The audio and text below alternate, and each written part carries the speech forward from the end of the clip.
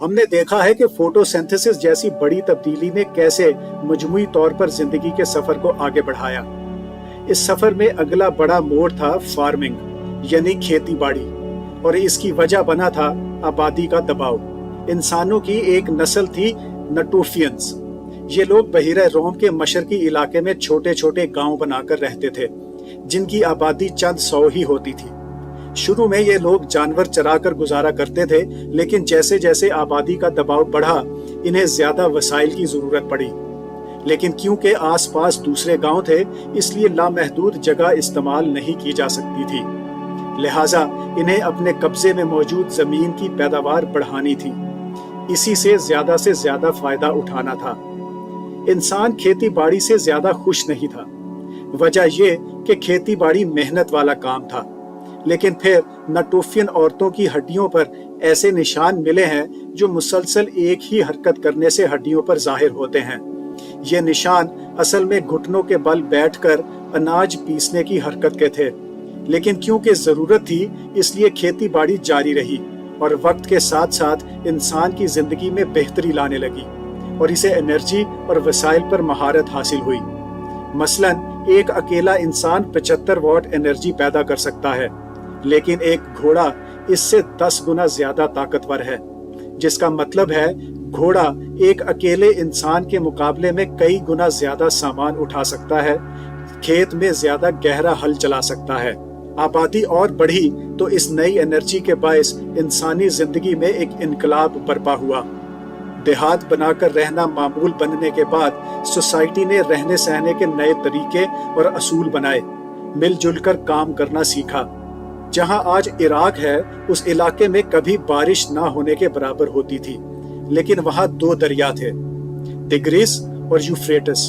कदीम किसान दरिया के आसपास छोटे छोटे गड्ढे खोदकर दरिया का पानी इनमें महफूज कर लेते थे। लेकिन वक्त आगे बढ़ा तो आबादियों ने नहरों का पेचीदा निजाम भी खड़ा कर लिया, जिनके लिए हजारों मजदूरों और इनके लीडरों की अच्छी खासी कोऑर्डिनेशन चाहिए थी। 2000 साल पहले की बात है। पूरी दुनिया में इंसानों की तादाद 200 मिलियन यानी सिर्फ 20 करोड़ थी। उनकी आबादियां पहले से कहीं ज्यादा पेचीदा और बड़ी हो चुकी थीं। तब्दीली का यह सफर और भी तेज होने वाला था। आज हम इस चीज को बहुत इजी लेते हैं, लेकिन हमें अपनी खुराक पैदा करने के लिए कई कई दिन इंतजार नहीं करना पड़ता। लेकिन इंसान एक लंबे सफर के बाद ही इस स्टेज तक पहुंचा है।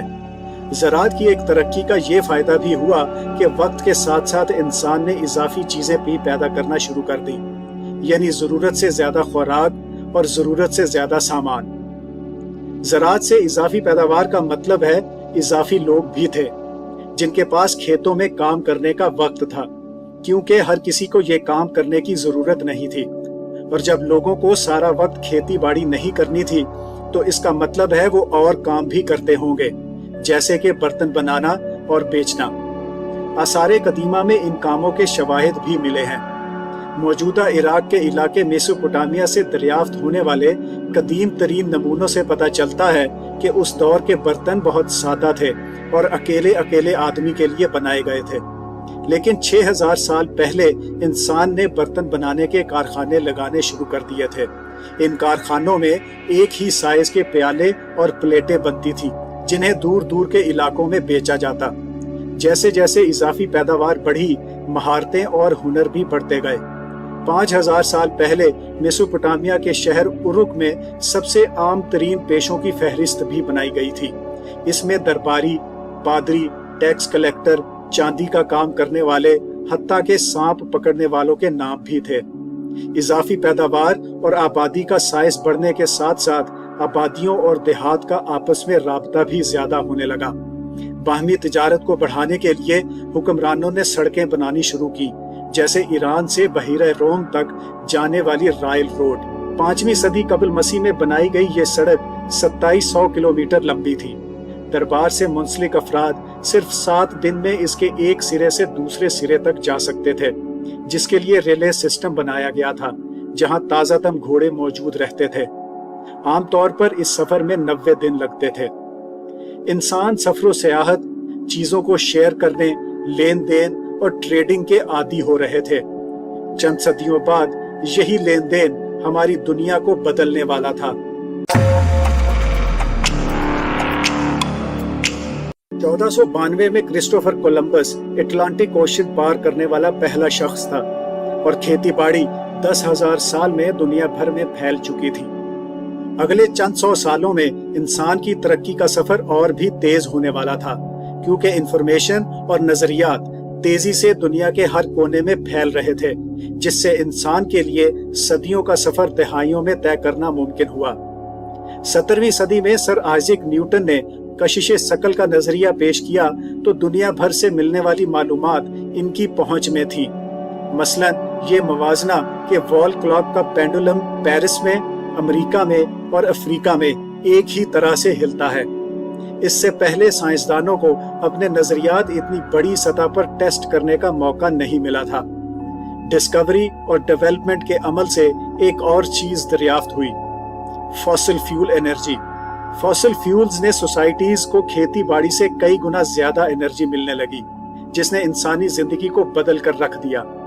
फॉसिल फ्यूल से फायदा उठाने वाला सबसे पहला मुल्क इंग्लैंड था, जो सन 1700 तक अपनी एनर्जी की आधी से ज्यादा जरूरत लकड़ी की बजाय कोयले से पूरी कर रहा था।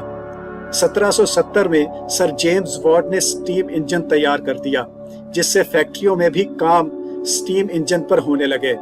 यही इंजन गहरी कानों में भी जाने लगे थे, जिससे कोयले की पैदावार इतनी ज्यादा हो गई कि 1800 से 1900 के दरमियान कोयले की मिकदार में 55 गुना इजाफा हुआ। सिर्फ यही नहीं, कोयले ने दुनिया का नक्शा भी बदल कर रख दिया। मिसाल के तौर पर स्टीम पर चलने वाले इंग्लैंड के बहरी जहाजों ने चीनी बहरिया को हराकर 1842 में चीन की बंदरगाहों पर कब्जा कर लिया था। बिजली की दरियाफ्त और कोयले को बिजली में तब्दील करने की सलाहियत से एक और शोबे में जिद्दत आई, वो था कम्युनिकेशन। 19वीं सदी के शुरू में कम्युनिकेशन का तेज तरीन जरिया घुड़सवार मैसेंजर था। 1837 में टेलीग्राम की इजाद ने पैगाम रसानी को लाइट की स्पीड जितना तेज कर दिया था।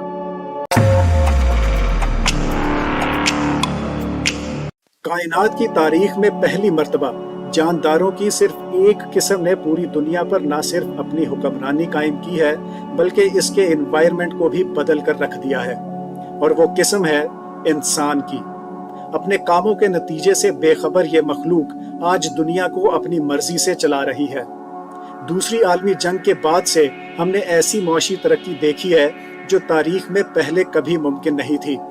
इस तरक्की का सेहरा फॉसिल फ्यूल और टेक्नोलॉजिकल जिद्दतों के सर है। ये दौर है एंथ्रोपोसीन यानी इंसानों का। ज़राअत को देखें, आर्टिफिशियल इंटेलिजेंस, नाइट्रोजन से बनी खादों से ज़रई पैदावार में ड्रामाई इजाफा हुआ है, जिससे कई अरब इंसानों को पालना मुमकिन हुआ। 1950 में पूरी दुनिया की आबादी 2.5 अरब थी, लेकिन आज 7 अरब तक पहुंच चुकी है। बेपनाह मौशी तरक्की का मतलब है इंसान होने का जो एक्सपीरियंस हम कर रहे हैं वो हमारे आबाओ अजदाद के लिए मुमकिन नहीं था। कई सदियों तक इंसान की जिंदगी फसलों की देखभाल, गाय भैंसों का दूध निकालने या आग के लिए लकड़ियां इकट्ठी करने में गुजर गई। आज ये काम हमारी जिंदगियों से खत्म हो चुके हैं। ज्यादातर लोग अब शहरों में रहते हैं, जिनकी शक्लो सूरत कुदरती माहौल ने नहीं, इंसान ने खुद बनाई है। खूबियां चाहे कितनी ही हों, एंथ्रोपोसीन ने बड़े बड़े नुकसान भी किए हैं। एक तरफ मौशी तरक्की है तो दूसरी तरफ अदम मसावात, जिसका सबसे बड़ा सबूत यह है कि आज भी 4.5 करोड़ अफराद गुलामों की जिंदगी गुजार रहे हैं। माहौल पर एंथ्रोपोसीन के असरात कहीं ज्यादा हैं। बायोडाइवर्सिटी का कुछ पता नहीं। सफा हस्ती से जानदारों के मिटने की रफ्तार चंद सालों के मुकाबले में कई गुना ज्यादा है। हमने अपने करीब तरीन रिश्तेदार प्राइमेट को खात्मे के करीब पहुंचा दिया है।